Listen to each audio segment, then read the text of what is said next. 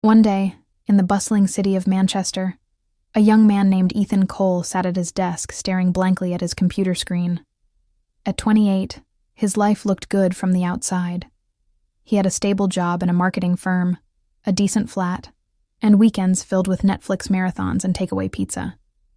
But deep down, Ethan felt a quiet ache, a sense that life was passing him by while he stood still. Every morning, his alarm rang, and the same routine followed. Snooze, scroll, shower, commute, work, eat, sleep, repeat. His dreams of writing, traveling, or starting something meaningful were buried under layers of comfort and fear. He told himself, "I'll start when I have more time, when I'm ready." But ready never came. One Friday evening, after a dull day of meetings, Ethan met an old college friend, James, for coffee.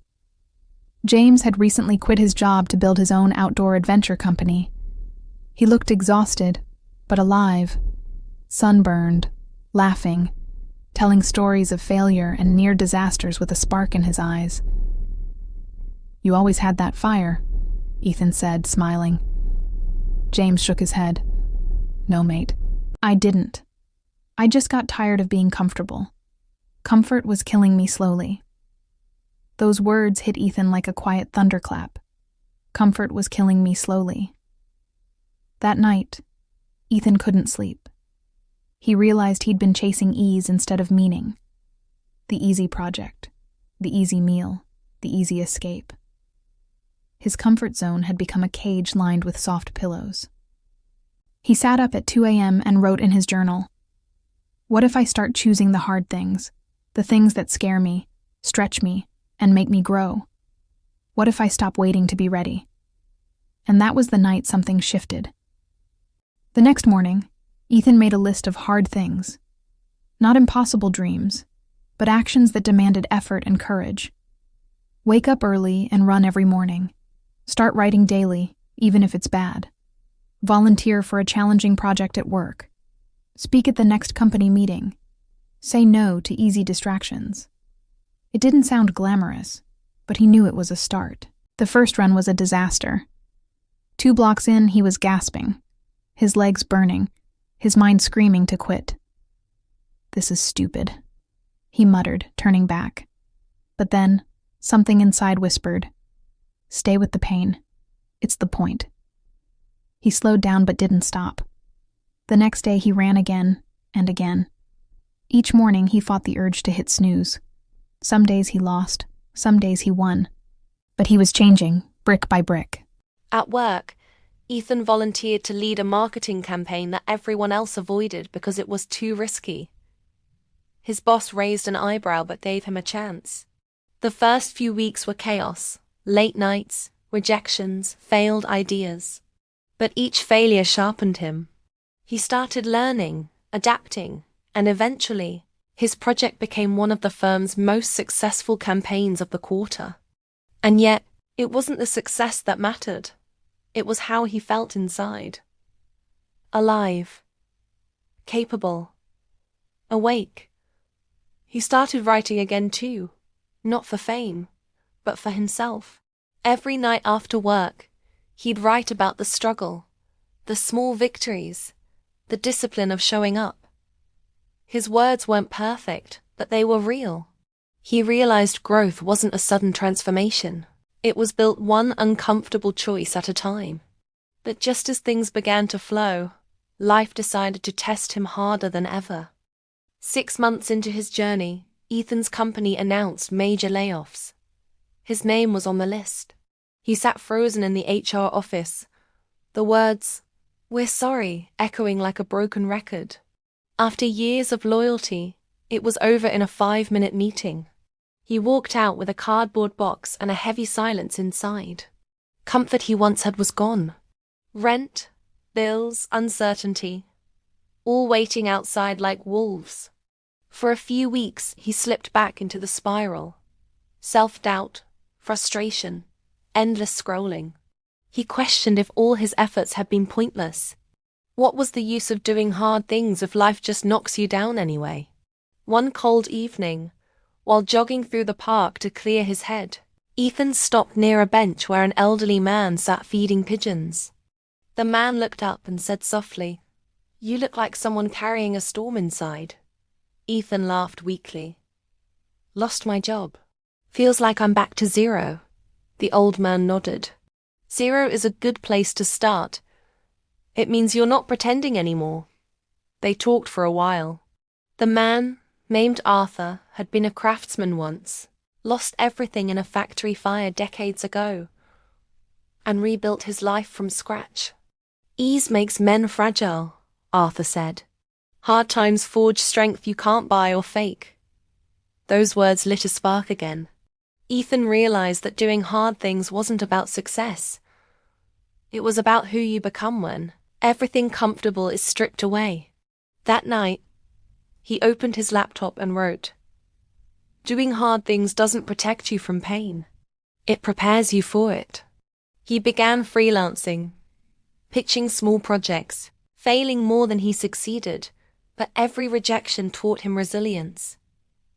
Slowly, his writing gained traction online. People resonated with his honest tone, the way he described struggle without sugarcoating it. His story was becoming bigger than himself. Months turned into a year. Ethan was no longer the man afraid of discomfort. He had learned to face it, to lean into it. He started a blog called The Hard Way, sharing lessons about growth through adversity. At first, only a handful of readers followed, but then one of his posts, "Comfort is a slow death," went viral. Thousands of people wrote to him, saying his words gave them courage to face their own hard things. Quitting toxic jobs, chasing dreams, rebuilding after loss. Soon, Ethan was invited to speak at events. The same man who once avoided meetings now stood on stage, trembling but speaking with conviction. He told stories of failure, fear, and discipline, not as a guru, but as a fellow traveler. "Doing hard things isn't about being fearless," he'd say. "It's about showing up despite the fear."